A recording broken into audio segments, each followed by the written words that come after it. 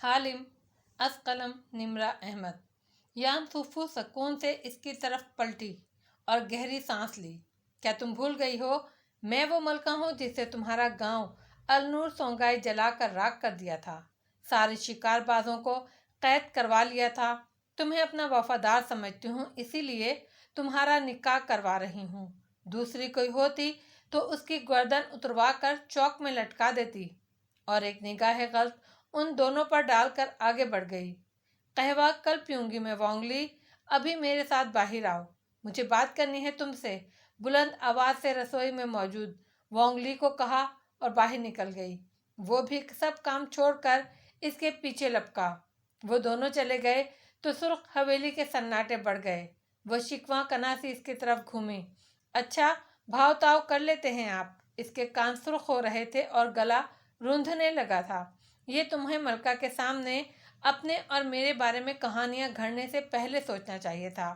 वो तेजी से बोला, फिर गहरी सांस ली। मगर खैर, ये कहानी सच बताने से बेहतर थी। सच पर वो यकीन ना करती, शहजादी के लिए बनने वाले गुलाम पर कर लेती। उसने कंधे उचकाए। तालिया के ऊपर घड़ों पानी पड़ गया। बदिक्कत उसने हवास पर काबू पाया। जाहिर है मैं कहानियां घड़ने में ही अच्छी हूँ। ये तो नहीं बता सकती थी कि खजाने की तलाश में हम 600 साल पीछे आए हैं। इसीलिए ये कह दिया कि आप और मैं। सर झटका, हाथ हौले हौले कांप रहे थे। तुमने ठीक किया, तुम यही कर सकती थी। मलका के सामने राजी हो जाने का ये मतलब नहीं है मैं ऐसा चाहती हूँ। वो तेजी से बोली, हम सुबह होने से पहले यहाँ से भाग जाते हैं, अलबूर सोंगाई चले जाएंगे या कहीं और। लेकिन तालिया, ऐसा नहीं हो सकता। हमें मुराद राजा से वो चाबी हासिल करनी है और इसके लिए हमें मुराद को अपनी बात मानने पर मजबूर करना है। हमें वही करना होगा जो मलका कह रही है। और सुनो, मुझ पर भरोसा करो। मैंने वादा किया था कि तुम दोनों को निकाल कर ले जाऊंगा यहाँ से। तो मुझे इस वादे को पूरा करने के लिए जो भी करना पड़ेगा मैं करूँगा। मलका मेरे वादों से वाकिफ नहीं है। आप शादीशुदा हैं तो आपके 2 बच्चे हैं, बीवी है। आप उस दुनिया में गुलाम नहीं हैं। आप मुल्क के अगले वजीर आजम हैं। मैं आपसे कैसे शादी कर सकती हूँ? शादी नहीं करनी लड़की, सिर्फ एक कागज़ पर दस्तखत करने हैं जो हमें आज़ादी दिलवा सकता है। किस तरह, ये तुम मुझ पर छोड़ दो। मैं तुमसे वादा करता हूँ, अगर अभी तुम मलका की बात मान लो तो मैं वापस जाते ही तुम्हें आज़ाद कर दूंगा। किसी को इल्म भी नहीं होगा। तालिया का दिल एकदम खाली हो गया। सारे खदशात, वहमे, खौफ सब दम तोड़ गए। वो बस इसको ताज्जुब और मलाल से देखे गई। तो ये कोई असली शादी नहीं होगी, सिर्फ एक पेपर मैरिज होगी जो वापस जाते ही ख़त्म हो जाएगी। बिल्कुल, क्योंकि ये इसी तरह होना है। अब वो धीमे लहजे में इसको समझा रहा था। हमें मलका या सुल्तान का नहीं सोचना, हमें सिर्फ अपना सोचना है। हमें वो करना है जो इस वक्त की कैद से निकलने में हमारी मदद करे। और इस शादी से मलका के रास्ते से मैं हट जाऊंगी, लेकिन हमें कौन सा फ़ायदा होगा? मुराद राजा आपकी जान ले लेगा तो मैंने कहा ना, मेरे पास प्लान है, भरोसा रखो। ये इसी तरह होना था। तो आपने तारीख की किताबों में ये पढ़ रखा था, इसे अब समझ आया था। और पढ़ा तो मैंने भी था। शहजादी ताशा की शादी एक गुलाम से हुई थी। मुझे नहीं मालूम क्यों, मगर आप जानते हैं।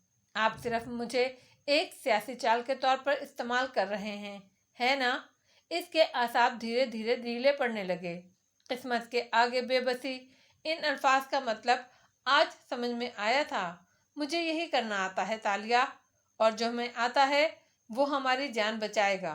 ठीक है, मैं मलका की बात मान लेती हूँ। मेरे पास इसके सिवा कोई चारा नहीं है। मगर वो एकदम सपाट सी हो चली। एक लम्हे के लिए भी ये मत सोचिएगा कि मलका को बताई गई इस कहानी में कोई सदाकत थी। थूक निकला। मैं चाहूँगी कि जैसे ही ये मसला ख़त्म हो, आप मुझे फ़ौरन आज़ाद कर दें और असरा और आपके बच्चों को कभी इल्म ना हो कि ऐसा कुछ हुआ था। मैं जानता हूँ तुम्हें मुझसे शादी करने में कोई दिलचस्पी नहीं है, और मुझे आपसे क्या, किसी से भी शादी करने में दिलचस्पी नहीं है। एक तजर्बा बहुत था। मैं उन लड़कियों में से नहीं हूँ जिनको اپنی تکمیل کے لیے کسی مرد کی ضرورت ہوتی ہے۔ مجھے زندگی گزارنے کے لیے کسی جنگجو کا سہارا نہیں چاہیے۔ میرے لیے میری اپنی تلوار ہی کافی ہے۔ آخر میں اس کا لہجہ سخت ہو گیا، ہاتھوں کی کپاہٹ خود بخود ختم ہو گئی۔ عجیب غصہ سا آنے لگا تھا۔ وان فاتح نے کندھے اچکا دیے۔ ظاہر ہے میں یہ سب سمجھتا ہوں۔ بہت بہتر۔ وہ آگے بڑھی، پھر رکی، گردن موڑ کر چاندنی میں نہائے صحن کو دیکھا۔ نگاہ ٹھہری تو ٹھہری ہی رہ گئی۔ وہی صحن، وہی کنواں، اور دوسرے کونے میں خالی جگہ۔ وہ خواب کسی کیفیت میں آگے بڑھتی گئی، یہاں تک کہ صحن میں قدم رکھا۔ ہوا سے چوغے کی ٹوپی پیچھے گر گئی اور سنہری بال نظر آنے لگے۔ وانگلی واپس آیا تو کھنکار کر اسے مخاطب کیا۔ ملکہ رخصت ہو گئی ہیں، آپ کے لیے دوسری بھگی روک رکھی ہے، کیا آپ قہوہ لیں گی؟ نہیں شکریہ۔ اس کی بے خود نگاہیں اس صحن پر جمی تھیں۔ عجیب سی پراسراریت تھی اس میں، جیسے سرخ اینٹوں تلے صدیوں پرانی داستانیں مدفون ہوں۔ سن باؤ، وہ اسی کیفیت میں بولی، یہ کونا خالی کیوں ہے؟ کیا آپ نے یہاں کچھ نہیں بنوایا؟ میں نے اس کو مجسمہ سازی کے لیے چھوڑ رکھا تھا شہزادی۔ وہ ہاتھ باندھے اس کے پیچھے آ کھڑا ہوا۔ مجسمے کے لیے؟ وہ چونک کر اس کی طرف مڑی۔ آپ اپنا مجسمہ بنوانا چاہتے ہیں؟ ایک زمانے میں بڑی خواہش تھی میری شہزادی، مگر پھر وقت نہیں مل سکا۔ کیا آپ کو بھی مجسمہ سازی سے شغف ہے؟ جی، میں تصاویر اور مجسمے بنا لیتی ہوں، تھوڑا بہت یہ کام آتا ہے مجھے۔ وہ ذرا سا مسکرائی۔ کیا آپ؟ وہ جوش سے کہنے لگا تو وہ فوراً بولی، نہیں سن باؤ، میں مجسمہ بنا سکتی ہوں۔ اس کا یہ مطلب نہیں کہ میں آپ کا مجسمہ بنانا چاہتی ہوں۔ میں نے تو یوں ہی ایک سوال پوچھا تھا۔ پھر فاتح کو دیکھا، جو اس کے صاف انکار پر ابرو اٹھا کر زیر رب بولا، سیریسلی؟ اتنے حیران مت ہوں غلام فاتح۔ وہ چبا چبا کر بولی، مجھے وانگلی کا مجسمہ تراشنے کی کوئی ضرورت نہیں ہے۔ شاید تمہیں لگا ہو کہ شہزادی تاشا وانگلی کا مجسمہ بنائے گی۔ یقین کرو تمہیں غلط لگا ہے، کیونکہ میں کوئی مجسمہ بنانے یہاں نہیں آنا چاہتی۔ پھر وانگلی کو دیکھا اور مسکرائی۔ شب بخیر سن باؤ، صبح ملاقات ہوگی، اور سپاٹ چہرے کے ساتھ آگے بڑھ گئی۔ ایڈم بن محمد جس وقت شہزادی تاشا کے کمرے سے ملحقہ بیٹھک میں داخل ہوا، وہ سن باؤ کے گھر سے رخصت ہونے والی پرسکون اور سپاٹ تالیہ نہیں لگ رہی تھی۔ وہ اڑی رنگت اور پریشان چہرے والی لڑکی لگ رہی تھی، جو ادھر ادھر چکر کاٹ رہی تھی۔ ایڈم! وہ اسے دیکھتے ہی تیزی سے اس کی طرف لپکی۔ ایڈم نے لاشعوری طور پر اپنا دایاں ہاتھ پیچھے کر لیا۔ دیکھیں شہزادی، آپ کے جو بھی ارادے ہیں میں بتائے دیتا ہوں، کسی مسلمان کو اس کے ہاتھ سے محروم کرنا کبیرہ گناہوں میں سے ہے، اور ملکہ چاہتی ہیں میں وان فاتح سے شادی کر لوں۔ محل کے باہر ایک دم تیز ہوا چلی۔ کھڑکی میں رکھے چراغ کا شعلہ پھڑ پھڑایا۔ ایڈم ساکت رہ گیا، ہاتھ ڈھیلا سا ہو کر پہلو میں آن گرا۔ کیا مطلب؟ آواز حلق میں پھنس گئے۔ مطلب میں ہی تو الجھی ہوں۔ اگر وان فاتح سے شادی نہ کی تو سلطان مرسل سے کرنی پڑے گی۔ اتنا وقت نہیں ہے کہ اس سے پہلے مراد راجہ ہمیں چابی دے دے۔ اس لیے ملکہ نے وہ پھر سے دائیں اور بائیں ٹہلنے لگی اور سارا قصہ سنا ڈالا۔ آخر تک ایڈم سنبھل چکا تھا اور چہرے کے زاویے بگڑ چکے تھے۔ بہت خوب، اور آپ کے خیال میں جب سلطان کو یہ معلوم ہوگا کہ آپ شادی شدہ ہیں تو وہ مسکرا کر کہیں گے، بہت معذرت محترمہ، میں نے ایسے ہی آپ کو زحمت دی، آپ پیادے سدھاریے، میں اپنے گھر کا راستہ ناپتا ہوں۔ جی نہیں چیتالیہ، وہ غصے سے بولا۔ پتہ نہیں اسے غصہ کس بات پر آ رہا تھا۔ اس شادی پہ ایسی قیامت کھڑی ہوگی کہ الامان، راجہ مراد آپ کی اور فاتح صاحب دونوں کی جان لے لے گا۔ فاتح کا کہنا ہے ان کے پاس پلان ہے، وہ راجہ کو قابو کر سکتے ہیں۔ ایڈم نے بے بسی سے اسے دیکھا، پھر مٹھیاں بھینچ لیں۔ ان کے وعدے سیاسی وعدے نکلے تو؟ وہ چاہتے ہیں میں ان پر بھروسہ کروں۔ اور آپ خود کیا چاہتی ہیں؟ میں؟ وہ چونکی، پھر سر دونوں ہاتھوں میں گرا لیا اور مسہری پر بیٹھ گئی۔ میں رضامندی دے چکی ہوں، اب میرے چاہنے یا نہ چاہنے سے کیا فرق پڑتا ہے؟ فرق پڑتا ہے چیتالیہ۔ وہ تیزی سے اس کے سامنے آ کر بیٹھا اور امید سے بولا، اگر آپ ایسا نہیں چاہتی تو مجھے بتائیں، ہم کوئی اور حل نکال لیں گے۔ یہ ملکہ تو بالکل اولڈ فیشن ہے. اس کے زمانے میں سوائے ممکنہ سوکن کو زہر دینے، الٹا ٹانگنے یا اس کو کسی اور کے ساتھ بھگا دینے کے کوئی حل نہیں ہوتا تھا. اگر ہم اسمارٹ زمانے کے اسمارٹ لوگ ہیں، بھلا آپ نے ملکہ کو جو بھی کہانی کھڑ کر سنائی ہو، اگر آپ وہ کہانی نہیں تھی ایڈم. اس نے تڑپ کر سر اٹھایا تو بکھرے بکھرے سنہرے بالوں کے حالے میں زرد پڑتا چہرہ بے بس سا نظر آتا تھا. شاہی مورخ کے سارے الفاظ دم گھوٹ کر مر گئے. وہ وقت کی طرح تھم گیا تو وہ سچ تھا. اس کے بدترین خدشات کی تصدیق ہو گئی تھی. آپ ان کی محبت میں گرفتار ہیں.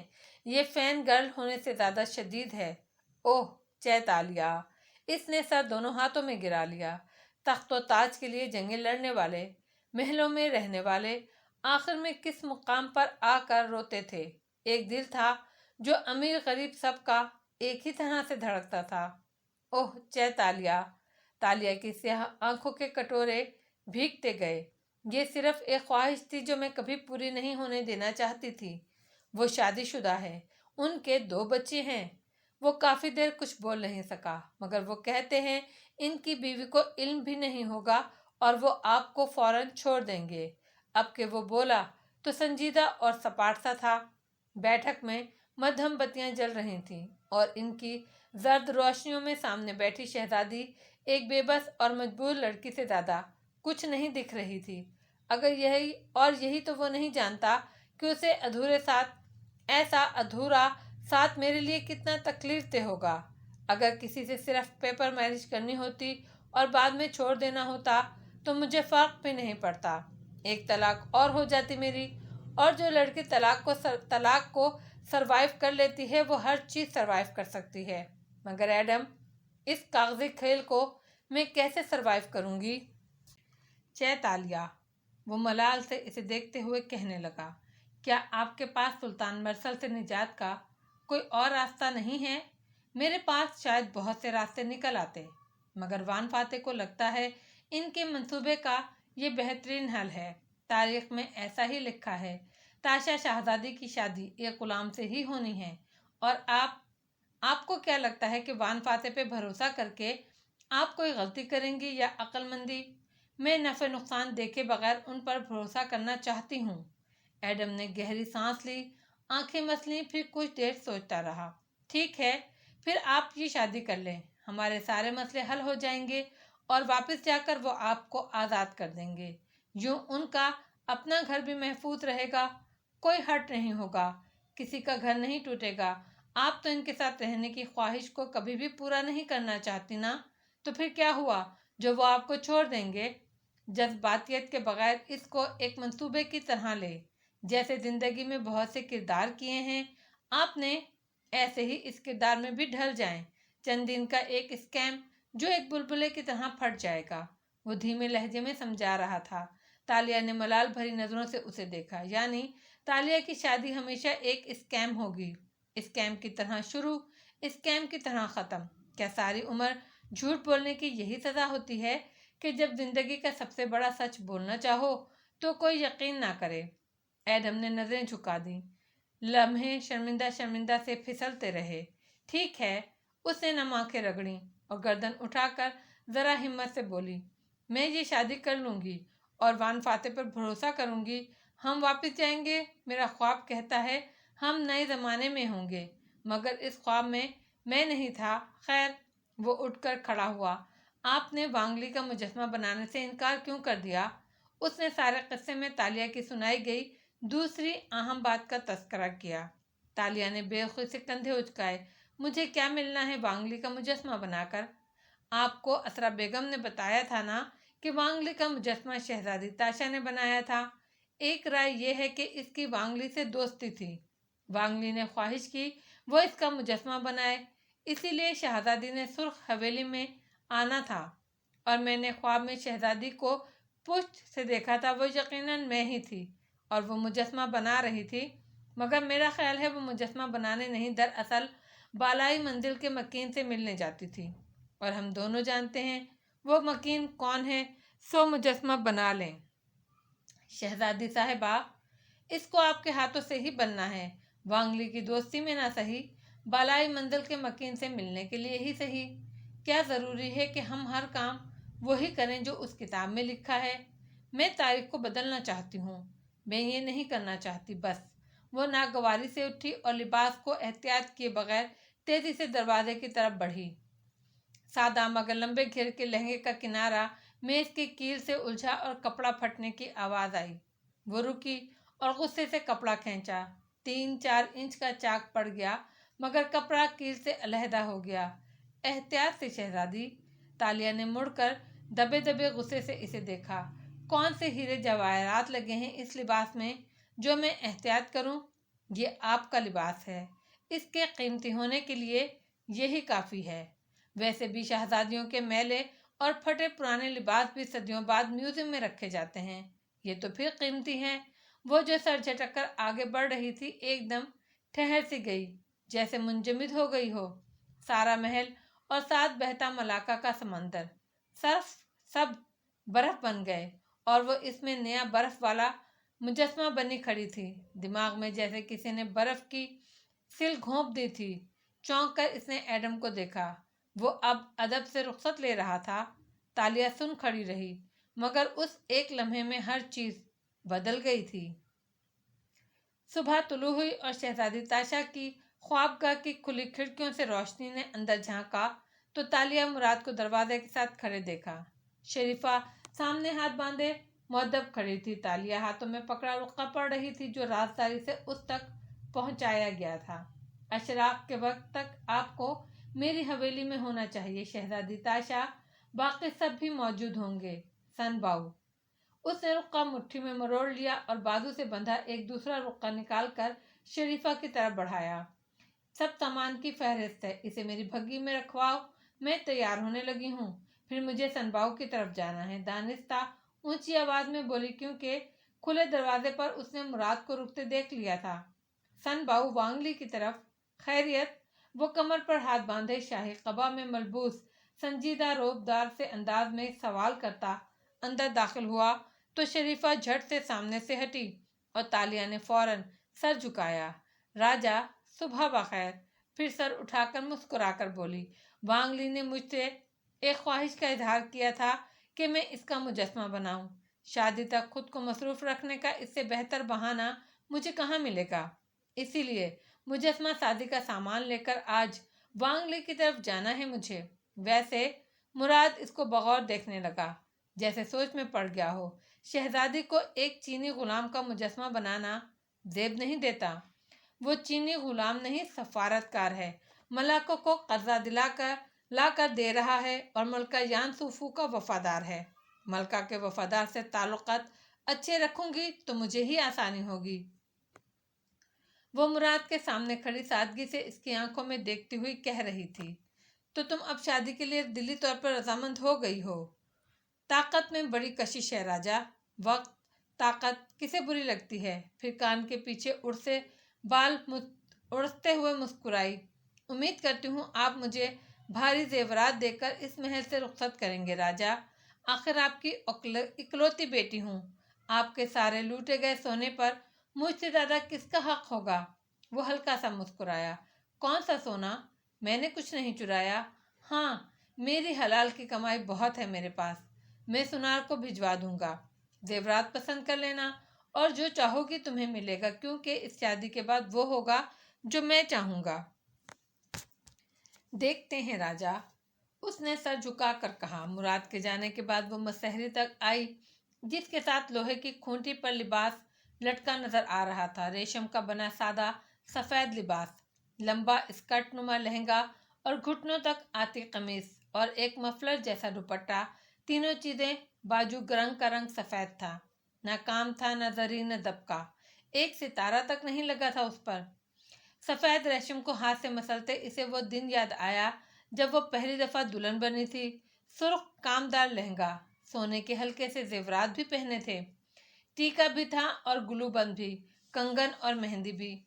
इसने सर झटका, लिबास उठा लिया। इसे तैयार होना था। दिल पर जो गुजर रही थी इस सब को नज़रअंदाज करके इसे बस तैयार होना था। उस सुबह सुर्ख हवेली के सहन में वो कुएं के साथ बेमकसद सा खड़ा था। درخت کی چھایا کے باعث تیز روشنی اس کو نہیں چھو رہی تھی۔ شیب ہلکی بڑھی تھی اور بازو سینے پر لپیٹے پانی میں جھانکتا کچھ سوچ رہا تھا۔ تو تم شہزادی تاشا کے ساتھ اس کے گاؤں سے آئے تھے؟ آواز پر چونک کر پلٹا تو دیکھا وانگ لی قہوے کی پیالی ہاتھ میں لیے ساتھ کھڑا ہوا تھا۔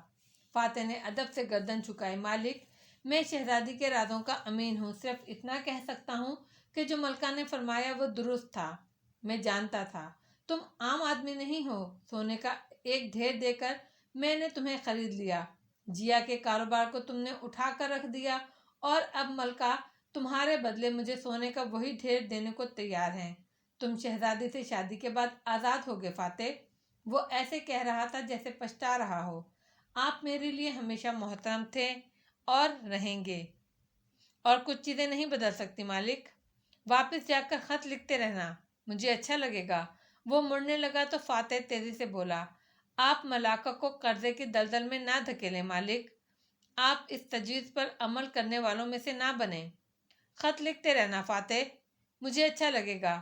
چینی سفارتکار نے نرمی سے یاد دہانی کرائی اور قہوے کی پیالی سے گھونٹ بھرتا آگے بڑھ گیا۔ باہر بھگیوں کی آوازیں آنا شروع ہو گئی تھیں۔ مہمان پہنچ چکے تھے۔ جس وقت قاضی کاغذات کا پلندہ لیے برآمدے میں داخل ہوا، سامنے سن باؤ وانگ لی، ایڈم اور فاتح کو قریبی نشست پر بیٹھے دیکھا۔ ان کے مقابل وہ بیٹھی تھی، زمین پر سادہ ملے عورتوں کی طرح، سفید لباس میں ملبوس، سفید دوپٹہ سر پر اوڑھے۔ وہ بس نظریں جھکائے اپنے ناخنوں کو دیکھ رہی تھی۔ قاضی نے کاغذات چھوٹی میز پر رکھے اور دوزانو ہو کر بیٹھا۔ ایک مسترب نگاہ وانگ لی پر ڈالی۔ سن باؤ، یہ بہت خطرناک کام ہے۔ مجھے راجہ مراد کے سامنے گواہی دینی پڑے گی۔ کیا شہزادی تاشا ان خطرات سے واقف ہیں؟ راجہ مراد کا اقتدار اب چند دن کا مہمان ہے۔ آپ کو ان سے نہیں، ان کو اب آپ سے ڈرنے کی ضرورت ہے۔ آپ اپنے کام کا آغاز کیجیے، باقی سب میں دیکھ لوں گا۔ آپ چینی سفارتکار ہیں، آپ کو ملاقہ کا کوئی عہدیدار نقصان نہیں پہنچائے گا۔ وانگ لی کا انداز سپاٹ تھا۔ قاضی نے گہری سانس لی اور کاغذات سامنے رکھ لیے۔ نکاح نامے کی 4 نقل بنائی گئی ہیں۔ ایک میرے پاس رہے گی تصدیق کے لیے، باقی دونوں آپ کے پاس ہوں گی۔ چوتھی نقل میں وانگ لی کو دے دوں گا، یعنی ملکہ کو۔ گواہ کے طور پر سامنے بیٹھے ایڈم نے سوچا تھا۔ وہ بس پرمجدہ سا لگتا تھا۔ اس کی کوئی آواز نہیں آ رہی تھی۔ صحن میں چڑیوں کے نغمے سنائے جا رہے تھے اور قاضی مقدس کلمات پڑھ رہا تھا، مگر ایڈم کو صرف اس کے لب ہلتے دکھائی دے رہے تھے۔ ہر چیز سلو موشن میں ہوتی ہوئی محسوس ہوتی تھی۔ اس نے قاضی کو کلمات پڑھتے دیکھا، پھر مرد سے رضامندی لیتے دیکھا۔ مرد سپاٹ اور بے نیاز سا تھا۔ اس کے چہرے پر ڈھیروں سکون تھا۔ وہ جیسے ذہن میں اگلا لاہ عمل ترتیب دے رہا تھا، اور اس نے بلا تامل رضامندی دے ڈالی۔ پھر قاضی نے سفید لباس والی شہزادی سے پوچھا تو اس نے بے تاثر چہرے کے ساتھ قاضی کو دیکھا اور بے خوف انداز میں اقرار کے بول بولے۔ پھر اس نے دعا کے لیے اٹھے اپنے ہاتھوں کو دیکھا، اپنے ہلتے لبوں کو محسوس کیا۔ اتنی سی بات تھی اور ایڈم بن محمد کا دل خالی ہو گیا۔ دل کی بات دل ہی میں رہ گئی۔ قاضی چلا گیا۔ وانگ لی باہر نکل گیا اور وان فاتح اپنے دیگر کام نپٹانے اٹھ گیا۔ ایسے میں صرف صحن میں مجسمہ سازی کا سامان پڑا رہ گیا۔ شہزادی بھی جس خاموشی سے آئی تھی اسی طرح اٹھ گئی۔ مرد اور شہزادی نے ایک دفعہ بھی نظر نہیں ملائی، نہ کسی نے کسی سے کوئی بات کی۔ ایسے لگتا تھا سب مشینی انداز میں ملکہ کا حکم ماننے کے لیے بیٹھے تھے۔ کام ختم ہوا تو وہ اپنی اپنی زندگیوں کی طرف واپس لوٹ گئے۔ تالیہ نے بھگی واپس بھجوا دی اور خود پیدل چلتی وانگ لی کے گھر سے نکلی۔ سامنے سبزہ زار تھا اور درختوں کی لمبی قطار۔ وہ ان درختوں کی طرف جانے لگی۔ سینے پر بازو لپیٹے وہ خاموشی سے متوازن قدم اٹھا رہی تھی۔ کیا محسوس کر رہی ہیں آپ؟ ایڈم اس سے آن ملا، جیسے خواب ہو، کوئی اور ٹوٹ گیا ہو۔ نم، بے حد سرد، وہ سکون میں لگتی تھی، جیسے کچھ ہوا بھی نہ ہو۔ دونوں ساتھ ساتھ گھاس پر قدم اٹھانے لگے۔ یہ صحن میں مجسمہ سازی کا سامان کیسا ہے؟ رات تک تو ڈٹی ہوئی تھی کہ مجسمہ نہیں بنائیں گی۔ وہ رکی، اس کی طرف گھومی۔ ایڈم بھی ٹھہر گیا۔ दोनों अब दरख्तों के बीच आमने सामने खड़े थे। करीब में घोड़े चरते दिखाई दे रहे थे। तुमने कहा था सिर्फ इतना सोचूं, सो मैंने सिर्फ अपना सोच रहा। अब तुमने कहा था कि मैं एक लालची औरत हूँ जिसकी जिंदगी के सारे बड़े फैसले खजाने की खोज के गिर्द घूमते हैं। मैंने इस बात को खुले दिल से कबूल कर लिया है एडम। मेरा वो मतलब नहीं। मैं वाकई एक खजाने के पीछे भागने वाली लड़की हूँ एडम, और मुझे खजाना मिल गया है। वो खुले दिल से मुस्कुराई। एकदम वो के एल वाली तालियां लगने लगी थी। गुलाम से निकाह और शहजादी का रुतबा, वो सब जैसे हुआ ही नहीं था। खजाना नहीं है चैतालिया, बिल्कुल खजाना नहीं है एडम, खजाने हैं। वो मुस्कुरा कर बोली तो एडम के अबरू हैरत से बिछे। खजाने? सनबाऊ का घर, और सनबाऊ का मतलब होता है 3 खजाने। वो तो सिर्फ वांगली का लक़ब है, और 600 साल तक वो घर 3 खजानों वाला घर कहलाता रहेगा। वो जोर देकर बोली, इस घर में 3 खजाने हैं एडम, 3 खजाने। हाँ, पहला खजाना वक्त का खजाना था जिसका कुफल हमने खोल लिया। तीसरा खजाना मैं नहीं जानती क्या होगा, मगर दूसरा खजाना वो है जो मेरे ख्वाब में मैं और तुम ढूंढ रहे थे। वो खजाना जो हमें वापस जाकर बेतहाशा अमीर कर देगा। वांगली के घर में खजाना दफन है, वो हक्का बक्का रह गया। असरा ने कहा था शहजादी ताशा वांगली की दोस्ती के बायस इस घर में आई थी। मुझे अपने ख्वाब से लगा था कि वो बालाई मंजिल के मकीन से मिलने आती थी, लेकिन ये दोनों बातें गलत थी। इसकी मुस्कुराहट में अब शरारत दर आई थी। मैं वो मुजस्मा बनाने रोज जाऊंगी वांगली के घर, लेकिन इसकी एक तीसरी वजह है। वो मुस्कुरा कर बता रही थी और वो दंग सा खड़ा था। मैं वहाँ दूसरे खजाने के लिए जाऊंगी। क्या वहाँ खजाना मदफन है जिसको किसी ने खोदना है? नहीं एडम, हमने खजाना दबाना है। 600 साल बाद हम वापस जाकर इस खजाने को इसी घर से निकालेंगे। इसकी मुस्कुराहट गहरी हो गई। एडम का मुंह खुल गया। आप सनबाऊ के घर में जेवरात वगैरह दबाना चाहती हैं? वो अब भी नहीं समझा था। जेवरात नहीं, मैंने कितने ही सोने चांदी इकट्ठे कर लूं, वो बेच बेच के ख़त्म हो जाएंगे। के एल में मैं एक सोशलाइस्ट हूँ और एक चोर। तुम एक बॉडीमैन हो, भगोड़े फौजी। हम दोनों हकीकतन अमीर नहीं हैं, और हम दोनों को अमीर होने के लिए खजाना चाहिए, असली खजाना। हमें कुछ और दबाना है। सब्ज़ादार पर एकदम खामोशी छा गई। एडम हवन्नकों की तरह इसका मुंह देख रहा था। आपको अगर वापस जाने का इतना यकीन है तो आप थैले में सब साथ ले जाएं। दफन करना क्यों ज़रूरी है? मेरे पास जेवर कम है एडम, और मुझे करोड़ों डॉलर का खजाना चाहिए। अगर जेवर साथ ले गए तो वक्त का सफ़र तय करके हमारे साथ नए ज़माने में चला जाएगा। वो नया ही रहेगा, वो एज नहीं करेगा। जैसे मेरे ख्वाब में ये अंगूठी। हाथ उठाकर अंगूठी दिखाई। मेरी उंगली में बिल्कुल नई लग रही थी।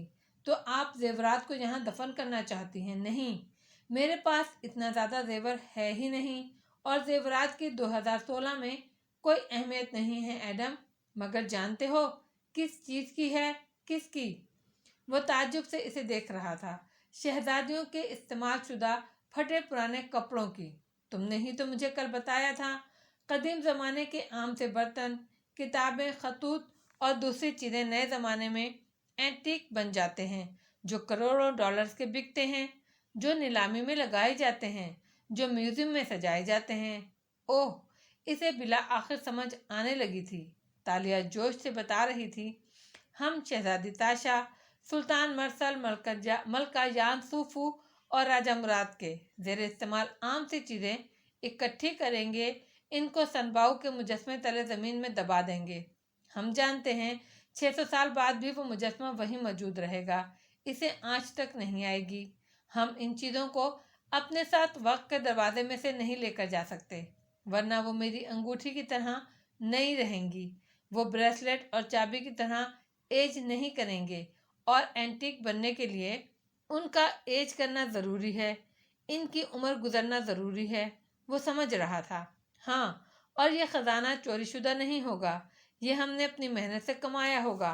फातिह बिन रामदल मुझे वहाँ जाते ही छोड़ देंगे। इनकी ज़िंदगी में मेरी कोई जगह नहीं होगी। फिर मेरा क्या होगा? मैंने वादा किया था अब कोई गलत काम नहीं करूँगी। مجھے اپنے خواب پانے کے لیے یہ خزانہ چاہیے ہے ایڈم، یہ ہماری زندگیاں بدل دے گا اور یہ جائز ہوگا۔ وہ دم بخود کھڑا تھا۔ آپ کا دماغ کیسے کام کرتا ہے چیتالیہ؟ یہ اتنی شیطانی منصوبے کہاں سے آتے ہیں آپ کو؟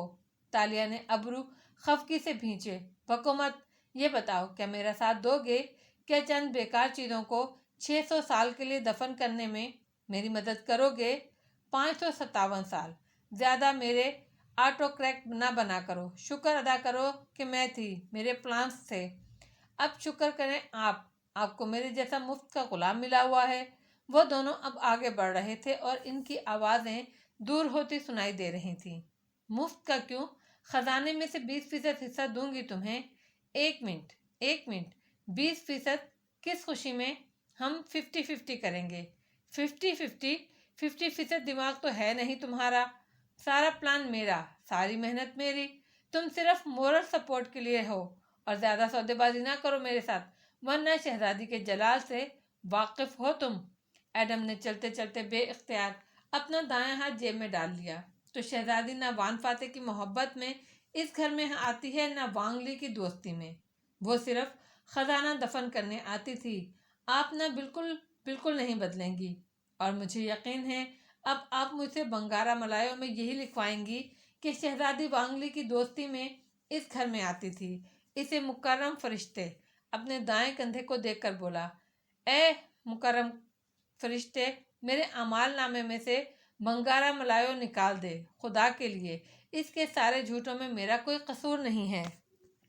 ویسے ایک بات ہے، وہ نظم جو سنباؤ کے گھر کی دیوار پر لکھی تھی شہزادی تاشا والی، وہ یہاں نہیں لکھی۔ وہ بھی یقیناً میں ہی لکھوں گی، مگر کیوں؟ وہ پوچھ رہی تھی۔ ایڈم کے پاس کوئی جواب نہیں تھا۔ وہ دونوں درختوں کے درمیان اب اوجھل ہو رہے تھے۔ دور سنباؤ کی حویلی کی بالائی منزل کی کھڑکی میں کھڑے فاتح نے مسکرا کر ان کو دور جاتے دیکھا۔ وہ ان کی باتیں نہیں سن سکتا تھا، مگر ان کو ڈھیروں اطمینان میسر تھا۔ جھک کر اس نے پانی کے پیالے میں رومال ڈبویا اور گردن کے پیچھے لیپ زدہ غازہ رگڑ کر صاف کیا۔ وقت کی مہر واضح دکھائی دینے لگی۔ اس کو ظاہر کرنے کا وقت آ گیا تھا۔ ہر شے پلان کے مطابق ہو رہی تھی۔ اس صبح قدیم ملاقہ میں زور کی بارش ہوئی تھی، مگر دوپہر تک مطلع صاف ہو گیا اور سورج نکل آیا تو سارے میں دھوپ چھاؤں جیسا موسم ہو گیا۔ ایسا آنکھ مچولی والا موسم تھا کہ الامان جیا کی رسوئی میں فاتح زمین پر اکڑوں بیٹھا تھا۔ گود میں بہت سے پتے رکھے تھے جن کو وہ ٹہنیوں سے علیحدہ کر کے ایک ٹوکری میں ڈال رہا تھا۔ ہاتھ تیز تیز چل رہے تھے اور پوروں میں پتوں کی مہک رچ بس گئی تھی۔ یہ آپ کیا کر رہے ہیں ڈیڈ؟ اداس سی آریانا اس کے ساتھ آ بیٹھی تو اس نے نظریں اٹھائیں۔ سفید ہیئر بینڈ لگائے وہ چہرہ ہتھیلیوں میں گرائے چوکڑی مارے بیٹھی اسے یاسر سے دیکھ رہی تھی۔ کہتے ہیں قدیم چینی بادشاہ شی نوگ ایک دفعہ سفر پر نکلا تو ایک جگہ پڑاؤ کے درمیان اس کے غلام عادتاً اس کے لیے لکڑیاں جلا کر پانی ابالنے لگے۔ ہوا چلی اور درخت سے ایک پتا ٹوٹ کر پانی میں جا گرا۔ کسی کو علم نہ ہوا اور معمول کے مطابق غلاموں نے بادشاہ کو کڑھا ہوا پانی پیش کر دیا۔ بادشاہ نے اسے پیا تو ذائقہ بے حد مختلف تھا۔ اس کڑھے پانی نے اسے تازہ دم کر دیا۔ اس نے تحقیق کی تو پتہ چلا ایک پتا پانی میں گرا تھا۔ کہتے ہیں بادشاہ شین نوگ پہلا انسان تھا جس نے پتے ابال کر پہلی چائے بنانے کی روایت ڈالی۔ تب سے لوگ پتوں کو ابال کر قہوہ، چائے اور جیا بنانے لگے۔ میں بھی اس وقت چائے کے پتے علیحدہ کر رہا ہوں۔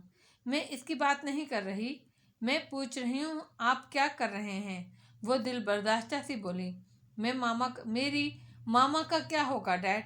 آپ کیسے کسی اور سے شادی کر سکتے ہیں؟ یہ صرف ایک کاغذی معاہدہ ہے اور یہ ہمیں یہاں سے آزاد کر دے گا۔ وہ سر جھکائے پتے توڑ رہا تھا، مگر کیسے؟ قدیم کہاوتیں کبھی غلط نہیں ہوتی آریانا، اور ایسی ہی ایک کہاوت کہتی ہے سچ تمہیں آزاد کر دے گا مگر پہلے وہ تمہیں غصہ دلائے گا۔ اس نے جھٹ فقرہ مکمل کیا۔ تو صرف سچ ہے جو ہمیں آزاد کرائے گا۔ وہ ٹوکری رکھ کر اٹھ کر کھڑا ہوا، کپڑے جھاڑتے اور جوتے پہنے۔ آج کل وہ خود سے باتیں کم کرتا تھا۔ اس کے پاس سارے جواب موجود ہوتے تھے۔ سادہ کرتے پاجامے، کمر کے گرد کپڑا لپیٹے وہ پہلے سے زیادہ پر امید لگ رہا تھا۔ جو اس دنیا میں ہوگا وہ اس دنیا میں ہی رہ جائے گا، میں کوئی نیا رشتہ ساتھ نہیں لے کر جاؤں گا۔ مجھے کسی نئے رشتے کو بنانے میں دلچسپی نہیں ہے آریانہ، مجھے صرف آزادی چاہیے۔ اور پھر وہ مڑ گیا۔ آریانہ اس کی گردن کے پیچھے سب مہر دیکھ سکتی تھی۔ حال کمرہ کچاکچ بھرا ہوا تھا، میزیں لگی تھیں اور لوگ بیٹھے کھانا کھا رہے تھے۔ کمرے کے آغاز میں ایک چبوترا سا بنا تھا، وہ اس پر کھڑا ہوا اور بلند آواز میں بولا، مجھے پرسوں کسی نے غلام فاتح بن رامدل کہہ کر پکارا تھا۔ اس کی آواز میں گرج اور بھاری پن سے کئی ہاتھ رکے، کئی گردنیں مڑیں۔ وہ کمر پر ہاتھ رکھے کھڑا کمرے کے ایک کونے سے دوسرے تک سب کو باری باری دیکھتا کہہ رہا تھا، اور میں نے اس سے کہا میرا نام غلام نہیں ہے اور مجھے میرے نام سے پکارا جانا چاہیے۔ جانتے ہو کیوں؟ جیا کے نیم تاریک ہال میں خاموشی چھانے لگی۔ لوگ اس کو دیکھتے ہوئے آہستہ آہستہ لقمے چبانے لگے۔ برتنوں کی کھٹر پٹر گم ہو گئی، کیونکہ اللہ تعالیٰ قرآن میں فرماتا ہے اس نے بنی آدم کو عزت بخشی، ان کو اکرام سے نوازا۔ ملائکہ کے لوگوں، آدم علیہ السلام کی اولاد کا ہر شخص، خواہ وہ نیک ہو یا بدکار، امیر ہو یا غریب، کالا ہو یا گورا، مسلمان ہو یا غیر مسلم، ہر انسان عزت کے قابل ہوتا ہے۔ وہ ہاتھ اٹھا کر زور دے کر بول رہا تھا۔ لوگ خاموشی سے سن رہے تھے، لب ہل رہے تھے، گھونٹ بھرے جا رہے تھے، مگر آواز نہیں تھی۔ بھلے ہمیں کوئی انسان برا لگتا ہو، بھلے ہمیں کسی سے نفرت ہو، مگر ہم سب پر لازم ہے ہم ہر انسان کو عزت دیں، کیونکہ اللہ نے سب کو عزت سے نوازا ہے۔ جانور صرف کھانے اور سائبان کے ساتھ زندگی گزار سکتا ہے، انسان نہیں۔ انسان کو زندہ رہنے کے لیے عزت بھی چاہیے ہوتی ہے۔ وہ بلند آواز میں قدرے خفگی سے کہہ رہا تھا اور لوگ سن رہے تھے۔ کیوں بے عزت ہونے کے بعد لوگ شہر چھوڑ دیتے ہیں، خودکشی کر لیتے ہیں، یہاں تک کہ غم سے مر بھی جاتے ہیں، کیونکہ انسان نہیں رہ سکتا عزت کے بغیر۔ تم کیسے لوگ ہو؟ تمہیں تمہارے گھر والوں سے اغوا کر کے یہاں غلام بنا لیا گیا ہے، اور تم اپنے مالکوں کی جھڑکیاں سنتے ہو مگر اپنے لیے کھڑے نہیں ہوتے۔ اسے جیسے ان لوگوں پر بے حد غصہ تھا۔ وہ چپ چاپ سنے گئے۔ یاد رکھو، اگر کسی انسان کی محبت یا خوف تمہیں اتنا بے بس یا بے حس بنا دے کہ وہ تمہاری بے توقیری کیے جا رہا ہے اور تم چپ چاپ برداشت کر رہے ہو، تو تم جانوروں سے بدتر ہو۔ انسان کو کسی بھی رشتے میں اپنی عزت قربان نہیں کرنی چاہیے۔ تم اچھے ہو یا برے، تم معزز ہو، تمہارے معزز ہونے کے لیے یہی کافی ہے کہ تم آدم علیہ السلام کی اولاد ہو۔ کچھ لوگ خاموشی سے اسے دیکھ رہے تھے، کچھ خاموشی سے کھا رہے تھے۔ میں یہاں تم لوگوں کو مفت میں اگر کھانا دلواتا ہوں تو عزت کے ساتھ، تاکہ تم اپنی عزت خود کرنے لگو۔ خدا کے لیے اپنی قدر کرنا سیکھو۔ جانوروں کی طرح دوسروں کی ناجائز باتیں مت برداشت کرو۔ اپنے حق کے لیے اٹھ کر کھڑے ہو، اکٹھے ہو جاؤ اور احتجاج کرو۔ سلطان کے پاس جاؤ، اسے بتاؤ کہ تمہارے اوپر ظلم ہو رہا ہے۔ اسے بتاؤ تمہیں کسی منڈی میں نہیں خریدا گیا، تمہیں ناجائز طور پر غلام بنا کر بیچا گیا ہے۔ میں تمہارے لیے سلطان کے پاس جانے کو تیار ہوں۔ ملائکہ کے لوگوں، لیکن کیا تم لوگ اپنے لیے میرے ساتھ چلنے کو تیار ہو؟ کچھ نے ایک دوسرے کو دیکھا، مگر وہاں ہر چہرے پر تھکن تھی۔ گردنیں واپس پلٹ گئیں، برتنوں کی آوازیں آنے لگیں، کھانا دوبارہ سے کھائے جانے لگا۔ فاتح نے گہری سانس بھری، سر جھٹکا اور چبوترے سے اتر آیا۔ پھر کونے میں دیکھا تو آریانہ سینے پر بازو لپیٹے کھڑی۔ اسے متوجہ پا کر اس نے نفی میں سر ہلایا۔ یہ لوگ بہت بزدل ہیں ڈیڈ۔ ایک دن آئے گا جب یہ لوگ اپنے لیے کھڑے ہوں گے آریانہ، کیونکہ یہ تاریخ میں لکھا ہے، یہ قسمت میں لکھا ہے۔ تم انتظار کرو۔ وہ دل ہی دل میں اس سے مخاطب ہوتا رسوئی کی طرف بڑھ گیا۔ اس کے چہرے پر کوئی اضطراب، کوئی مایوسی، کچھ بھی نہیں تھا۔ کونے کی ایک میز پر بیٹھے چوغا پوش آدمی نے غور سے اسے جاتے دیکھا۔ مدھم روشنیوں کے باوجود اسے جیا کے اس نمایاں خوش شکل اور تنومند غلام کی گردن کی پشت پر ایک جلنے کا داغ سا نظر آ رہا تھا۔ آدمی نے جیب سے رقعہ نکالا اور کھول کر دیکھا۔ اس پر بنا خاکہ ہو بہو ویسا ہی تھا۔ وہ بالآخر مسکرا دیا۔ پھر چپ چاپ اٹھا اور قہوہ خانے سے باہر نکل گیا۔ اسے بندھارا کا مطلوبہ شخص مل گیا تھا۔ اب اس کا رخ راجہ مراد کے محل کی جانب تھا۔ رات کا سیاہ آسمان، چاند چمک رہا تھا۔ اونچے ٹیلوں کا راستہ پیدل چلنے کے لیے دشوار گزار اور پتھریلا تھا، مگر وہ دونوں آگے پیچھے چل رہے تھے۔ تالیہ آگے تھی، ایڈم پیچھے۔ ان کے لباس اندھیرے کے باعث ٹھیک سے دکھائی نہیں دیتے تھے، بس تاریکی میں گویا دو ہیولے تھے جو اوپر چڑھتے جا رہے تھے۔ سامنے سبزہ زار دکھائی دیتا اور چاندنی میں نہائے درخت، تو وہ سانس لینے کو رکی۔ جب سے مجسمہ بنانا شروع کیا تھا، ہر رات وہ دونوں یہاں آ کر درختوں میں کچھ چیزیں چھپا جاتے تھے۔ دوپہر میں جب وہ شاہی بھگی میں حویلی آ کر مجسمے کا کام شروع کرتی تو ایڈم ان کو درخت کے کھو سے نکالتا اور لباس میں چھپائے اندر لے آتا۔ کسی سپاہی کو علم نہیں ہوتا کہ وہ دونوں مجسمے کی بنیاد میں کیا بھر رہے ہیں۔ آج وہ درخت میں چند برتن چھپانے کے بعد پلٹی نہیں، بلکہ سن باؤ کے گھر کی طرف آ گئی۔ سن باؤ آج کسی تقریب میں گیا تھا اور گھر پر نہیں تھا۔ حویلی خاموش پڑی تھی۔ اکا دکا غلام یہاں موجود تھے، وہ بھی غالباً جیا پہ تھے۔ حویلی کا دروازہ کھلا تھا۔ اس زمانے میں لوگ اپنے گھروں کو مقفل نہیں کرتے تھے۔ وہ چوغے کی ٹوپی سر پر سجائے تیزی سے اندر داخل ہو گئی تو ایڈم کے قدموں تلے سے زمین نکل گئی۔ چے تالیہ، وہ پیچھے سے ہانپتا ہوا آیا تو تالیہ نے گردن موڑ کر اسے دیکھا۔ کیا ہوا ایڈم؟ وہ راہداری میں آگے بڑھتی گئی اور صحن میں پہنچ گئی۔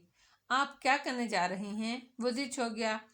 میں ہم دونوں کو بہت امیر کرنے جا رہی ہوں ایڈم۔ وہ آخری دیوار تک آئی اور اندھیرے میں اسے ٹٹولنے لگی۔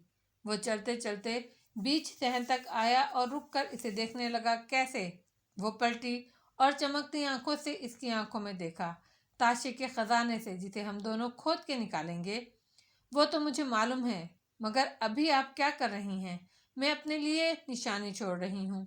وہ دیوار کے اس کونے تک آئی جہاں اس نے خواب میں ایک نظم لکھی دیکھی تھی۔ کیا؟ وہ حیران رہ گیا۔ کیا تم اب بھی نہیں سمجھے ایڈم کہ تاشا نے اس دیوار پر وہ نظم کیوں لکھی تھی؟ وہ مسکرائی۔ کیوں؟ تاکہ ایڈم اور تالیہ اس دیوار تک جائیں اور وہاں مدفن خزانے کے راز کو کھود نکالیں۔ لیکن ہمیں کیسے معلوم ہوگا کہ مجسمے سے کتنی اینٹوں کے فاصلے پر ہم نے خزانہ دبایا تھا؟ وہ نظم جس مقام پر لکھی جائے گی، اس کی سیدھ میں خزانہ ہوگا۔ ایک دفعہ ہم خزانہ نکال لیں تو ہم دنیا کے سب سے طاقتور لوگ بن جائیں گے ایڈم۔ وہ ایک اینٹ پر انگلی پھیر رہی تھی۔ یہ اس جگہ کی سیدھ میں تھی۔ اس نے وہاں چاقو سے نشانی لگائی۔ صبح وہ ادھر نظم لکھ دے گی۔ اور وان فاتح، ان کا کیا؟ ایڈم نے یاد دلایا۔ وہ دونوں اب خاموشی سے گھر سے باہر آ گئے تھے اور درختوں کی طرف جا رہے تھے۔ وہ زر اور زمین سے بے نیاز انسان ہیں۔ ان کو خزانے کی خبر تک نہیں ہوگی۔ وہ صرف میرا اور تمہارا ہے، اور مجھے یقین ہے جب ہم نئے زمانے میں جا کر اس جگہ کو کھودیں گے تو خزانہ وہاں موجود ہوگا۔ ہم نے خاصے حفاظتی طریقوں سے بنیادوں میں اسے بھرا ہے۔ ویسے نئے زمانے میں اس سب کی قیمت کیا ہوگی؟ اس کو بھی دلچسپی ہوئی۔ بندھارا کی نوکرانی شریفہ کے خطوط سے لے کر سلطان کے زیر استعمال مہر شدہ جام تک، یہ ساری پھینکی ہوئی چیزیں جب ہم نکال کر ماہرین کے پاس ٹیسٹ کے لیے لے کر جائیں گے تو یہ چیزیں ہر ٹیسٹ پاس کر جائیں گی۔ ہم ان کی عرب اور یورپی ممالک میں نیلامی کروائیں گے اور ایک ایک چیز کروڑوں ڈالر میں بکے گی۔ تم اور میں بہت امیر ہونے جا رہے ہیں ایڈم۔ پھر ایک دم مسکرائی اور اوپر سے آسمان کو دیکھا۔ یہی منظر تھا جو میں نے خواب میں دیکھا تھا۔ مجھے لگا تھا اس میں ہم خزانہ ڈھونڈنے کی بات کر رہے ہیں، مگر نہیں، ہم اس میں خزانہ دبانے کے بعد کھود کے نکالنے کی بات کر رہے تھے۔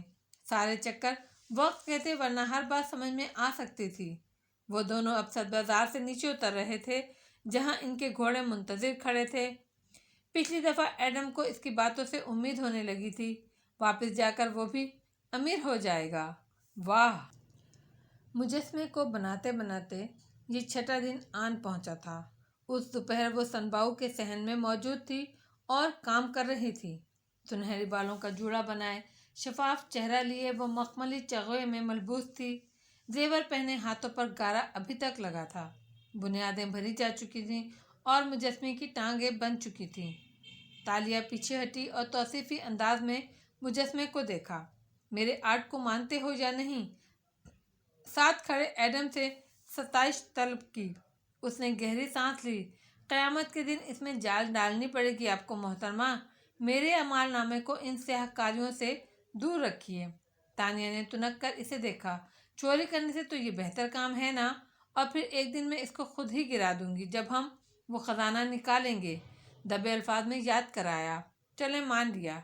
अच्छा, अगर आपको मुजस्मे से फुर्सत मिल जाए तो मुझे उन किताबों का बताइएगा शहजादी साहिबा। वो हमें बंधारा के ख़जाने तक ले जा सकती हैं। उसने भी आवाज़ धीमी की। तुम महल वापस जाओ एडम। मलका ने वो किताबें तुम्हारे कमरे में अब तक भिजवा दी होंगी। एडम की आंखें हैरत से फट गईं। और आप मुझे अब बता रही हैं? जानती हैं, तीन चांद वाले जजीरे पर छुपी दौलत मलाका के लोगों की अमानत है और इसका ढूंढना बहुत ज़रूरी है। मगर मैं ठहरी लालची, खुदगर्ज, चौर औरत। मेरे लिए मेरा ख़जाना। मुजस्मे के कदमों की तरफ इशारा किया। ज़्यादा ज़रूरी था। अब जाओ, तुम्हारा काम यहाँ ख़त्म है। शाह ने बेनियाजी से हाथ झटका तो वो फौरन सलाम आदाब भूल कर बाहर को भागा। तालिया वापस अपने काम करने लगी। इसी असना में सनबाऊ अपने कमरे से निकला और इसकी तरफ आया। अदब से सलाम किया। माजरत शहजादी, मैं आपको तन्हा छोड़कर काम करने चला गया। चंद अहम खतूत शाह चीन की तरफ अरसाल करने थे और अभी अभी कासिद ने इत्तला दी है कि मलका ने मुझे बुलवाया है। आप आराम से अपने काम कीजिए वांगली। मैं ये मुजस्मा आपकी तरफ देखे बगैर भी ख़त्म कर सकती हूँ। कल तक ये तैयार होगा। वो झुकी और गारे को हाथों में भरे उठी। वांगली की तरफ पुष्ट थी। वांगली ममनूनियत से मुस्कुराया। आपका शुक्रिया शहजादी, मेरी पुरानी ख्वाहिश पूरी करने के लिए। शहजादी ने जवाब नहीं दिया। बरामदे की तरफ पुष्ट किए वो मुजस्मे के ऊपर मट्टी लेपती रही। कितनी देर गुजरी इसे इल्म ना हो सका। वांगली काम से चला गया और वो मुजस्मा बनाती रही। आवाज़ें अलबत्ता सुनाई दे रही थीं। कोई बाहर से आया था और बरामदे की तरफ आने के बजाय राहदारी से सीढ़ियों की तरफ मुड़ गया। जीने चढ़ने की आवाज़ आई। फिर तालिया को महसूस हुआ कोई बालाई मंजिल के कमरे की खिड़की में आ खड़ा हुआ है। कोई हयूला सा, जैसे कोई दराज का तवाना मर्द हो और वो नीचे देख रहा हो जहाँ सहन के कोने में वो खड़ी थी, मखमली चोगा पहने जो शहजादियाँ सफ़र में पहना करती थीं। इसकी खिड़की की तरफ पुष्ट थी। बालों पर रेशमी ओढ़नी ले रखी थी और सर पर जमे ताज की पुष्ट दिखाई दे रही थी। चोगे की आस्तीनों से निकलती सफ़ेद बाहों में सोने और हीरे के कंगन थे। खूबसूरत हाथों में जुमुर्द और याकूत जड़ी अंगूठियाँ थीं और वो हाथ महारत से मट्टी और गारे से चबूतरे पे मुजस्मा बना रहे थे। शहजादी मुजस्मा बनाते हुए बार बार रुकती थी। गर्दन ज़रा सी मोड़ती थी। शक्ल अभी भी दिखाई नहीं देती थी। बस माथे के ऊपर ताज का कोना कनपटी से झलकता था। बार बार गर्दन मोड़ने की ख्वाहिश के बावजूद वो वापस चेहरा फेर लेती थी, जैसे वो वाकिफ थी कि ऊपर खिड़की में कोई उसे देख रहा है। फिर दफातन वो सर झुकाकर हल्का सा हंसी और गर्दन मोड़ी। बालाई मंजिल की खिड़की में खड़ा मर्द ताज्जुब से इसे देख रहा था। चेहरा थकान से लबरेज था और बाल उलझे बिखरे से थे। उसे खुद को देखते पाकर वो मुस्कुराया और वापस पलट गया। जीने उतरने की आवाज़ आई। तालिया पलटकर अपना काम करने लग गई। दफातन अपने अक़ब में कदमों की चाप सुनाई दी। उसका दिल बुरी तरह से धड़का, मगर इत्मीनान से मुस्कुराते हुए मुजस्मा बनाती रही। शहजादी, अदब से कहा गया तो वो उसने बेनियाजी से चेहरा मोड़ कर कहा। त्वांकू। वो दोनों पहलुओं पर हाथ रखे खुशगवार हैरत से मुजस्मे के करीब आया और चारों तरफ से इसे घूम फिर कर देखा। मैं 6 दिन से जिया में था। वांगली ने घर आने से मना कर रखा था। यकीनन तुमने मना किया होगा। वो सताई से मुजस्मे को देख रहा था। पहले तो कह रही थी कि मुजस्मा बनाने नहीं आओगी। मैं सिर्फ ये कह रही थी कि बालाई मंजिल के मक्कीन से मिलने नहीं आऊँगी। तो मेरी बीवी दुरुस्त थी। शहजादी ताशा यहाँ सिर्फ वांगली की दोस्ती में आती थी। वो गर्दन झुकाकर मुजस्मे का जायजा ले रहा था। तालिया की मुस्कुराहट गायब हुई। एकदम सुर्ख ईंटों वाले सहन में कोई अजीब मुर्दनी सी छाने लगी। आपकी बीवी दुरुस्त है। एक चोर नज़र मुजस्मे तले ज़मीन पर डाली। जो अब बराबर कर दी गई थी और जिसके अंदर बहुत कुछ दफन था। और आपको मेरा मुकाम याद दिलाने के लिए असरा बेगम का जिक्र करने की ज़रूरत नहीं है। मैंने वो फैसला सिर्फ आपके ऊपर भरोसा करके लिया था। आवाज़ में दुरुस्ती घुल गई। ठीक किया था। वो अभी तक मुजस्मे को देख रहा था। अंदाज बेनियाज सा था। इसके लिए सिर्फ आज़ादी अहम थी। कोई रिश्ता, किसी के एहसासात, इन सब के नताइज सब सानवी से थे। अगर आपने अपना मेरे काम को सराहा लिया हो तो प्लीज़ हट जाएं। मुझे मेरा काम करने दें। वो सपाट से अंदाज में बोली तो फातेह ने बस मुस्कुरा कर इसे देखा और आगे बढ़ गया। तालिया की तरफ पुश्त हुई तो इसकी गर्दन का निशान इसकी नज़रों में चुभा। तालिया का सांस थम गया। तो आंकू, आपने गाजा उतार दिया? इसने मुड़कर तालिया को देखा और कंधे उचकाए। तुम्हें लगता है वान फातेह किसी से डरता है? मुस्कुराकर सर झटका और बरामदे की जानिब चला गया। वो ठंडी सांस भरकर रह गई। इनके दरमियान कुछ भी नहीं बदला था। वो जैसे सब बदल गया था। मैं अगले 3 दिन मुजस्मा बनाने के लिए रोज़ आऊँगी। कोशिश कीजिएगा आप वो वक्त जिया में ही गुजारें ताकि मैं आराम से अपना काम कर सकूं। कदर खफगी से इसे पुकारा मगर वो अनसुनी करके अंदर जा चुका था। हूँ गुस्ताख। वो सर झटक कर वापस मुजस्मे की तरफ मुतवज्जा हुई। ये तीसरे रोज़ की बात है जब वो सनबाऊ के घर से थकी हारी वापस अपने महल आई और अपने कमरे में दाखिल हुई तो एडम बिन मोहम्मद बेचैनी सा उसका इंतज़ार कर रहा था। मेज़ पर चंद कागज़ रखे थे। इसे देखकर फौरन से उठा। मुजस्मा मुकम्मल हो गया? अपने सारे राजों के साथ वो मुकम्मल हो गया है। वो मुस्कुराते हुए अंदर आई, दरवाज़ा बंद कर दिए और एक कंदील बुझा दी। रोशनी हल्की हो गई। कमरे का माहौल पुरस्कारियत में डूब सा गया। थक गई क्या? वो जो कुछ और कहने लगा था, इसका थकान ज़्यादा चेहरा देखकर बात रोक ली। वो सिंगार में तक आई और नन्हे संदूक से खुशबूदार गीला रुमाल निकाला। फिर इसने हाथ पोंछते हुए कहा, मैंने इन मामूली चीज़ों में से कोई भी चीज़ चुराई नहीं थी एडम। मैंने वो खुद हासिल की थी जायज़ तरीके से, सिवाय शरीफा के खतूत के। उनके लिए भी आज एक भारी रकम इसे अदा कर दी है। वो सोच भी नहीं सकती कि मैं इन खतूत को 600 साल बाद बेचना चाहती हूँ। मगर वो खुश है और मैं भी खुश हूँ क्योंकि ये ख़जाना जो हमें बहुत अमीर करेगा मेरी जायज़ कमाई का होगा। फिर रुमाल रखा और मुस्कुराकर सिंगार में इसके किनारे पर टिक गई।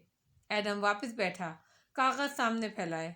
3 चांद वाला जजीरा मलाका से मगरिब की सिमत 1.5 दिन की मुसाफत पे है। हमें जल्द अज जल्द वहाँ जाना होगा। कुछ नक्शे उस किताब में थे और कुछ मैंने शहर के कुतुब खानों में से इकट्ठे किए हैं। फिर वो जोश से कागज़ पर मुख्तलिफ मकामात पर उंगली रख कर इसे रास्ता बताने लगा। दफतन इसे एक ख्याल आया, मगर आप कैसे जा सकेंगी? कम से कम 3 दिन तो आने जाने में लग जाएंगे। इसकी फिक्र मत करो। शहजादियाँ रिवाज के मुताबिक शादी से कबल चंद दिन शाही आदाब की तरबियत हासिल करने जनूबी महल की तरफ चली जाती हैं। राजा मुराद ने मुझे भी वहाँ जाने को कहा है। इनकार करूँगी तो राजा को शक होगा। यूँ करती हूँ कल वहीं चली जाती हूँ। तुम मेरे साथ आना। वहाँ से हम समंदरी सफ़र पर निकल जाएंगे। एडम का चेहरा खुशी से तमतमा उठा। अगर हम मलाका के लोगों की लूटी दौलत वापस ला सकें तो मलाका को चीन से कर्जा लेने की ज़रूरत नहीं पड़ेगी। हम रकम तारीख करने जा रहे हैं चैतालिया। वो खुश लग रहा था। तालिया भी मुस्कुरा दी। तुम तैयारी करो, हम अलग सुबह रवाना होंगे। वो पुरअज़्म थी। एक थका देने वाले दिन के बाद एक मुश्किल सुबह का आगाज़ होने वाला था। अपने कमरे में कुर्सी मेज़ पर बुर्जुमान मुराद राजा लकड़ी की नन्ही कश्ती में कील ठोंकता दिखाई दे रहा था।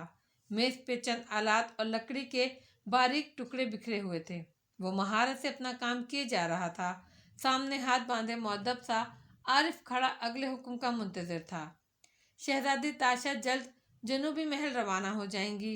वो नज़रें किश्ती पर जमाए सर्द आवाज़ में बोला, उनके जाते ही तुम वांगली के उस गुलाम को गिरफ्तार करके यहाँ ले आओगे जिसकी गर्दन पर तुम्हारे आदमी को चंद दिन पहले वो निशान नज़र आया था। अभी तक मैं सिर्फ शहजादी की वजह से खामोश था। उसके जाते ही ये काम हो जाना चाहिए। जो हुक्म आलिजा। आरिफ ने फौरन से सर झुकाया। मुराद राजा अब महारत से कश्ती के ऊपर नन्हा सा बादबान लगा रहा था। खिड़की के बाहर गहरी मुहिब रात उतर रही थी। खामोशी से चुपचाप